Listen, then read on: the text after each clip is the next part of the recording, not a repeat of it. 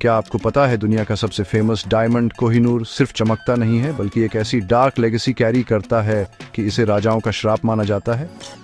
मैं बात कर रहा हूं एक ऐसे जीएम की जो सदियों पहले भारत के आंध्र प्रदेश की मिट्टी से पैदा हुआ था, लेकिन जैसे ही इसने एक थ्रोन को छुआ कैओस शुरू हो गया।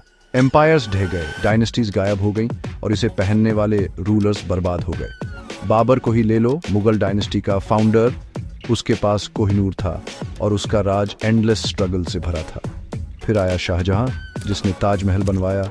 उसने इस डायमंड को अपने मयूर सिंहासन में जड़ा, जो ताजमहल से 4 गुना ज्यादा महंगा था।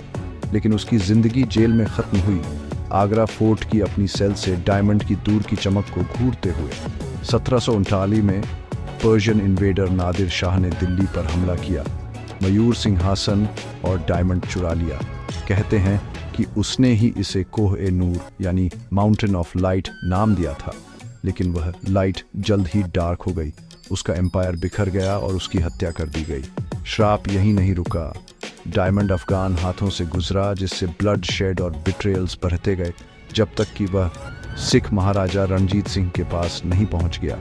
उन्होंने इसे पावर का सिंबल बनाया, लेकिन उनकी मौत के बाद सिख एम्पायर बिखर गया और अंग्रेजों ने इसे ले लिया। 1850 के दशक में कोहिनूर इंग्लैंड पहुंचा। उसे ले जाने वाले शिप में कॉलरा फैल गया। उसके तुरंत बाद ब्रिटेन के प्राइम मिनिस्टर की एक फ्रीक एक्सीडेंट में मौत हो गई। लोग फुसफुसाते थे, श्राप कॉन्टिनेंट पार कर गया है। किसी भी ब्रिटिश राजा ने कभी कोहिनूर पहनने की हिम्मत नहीं की।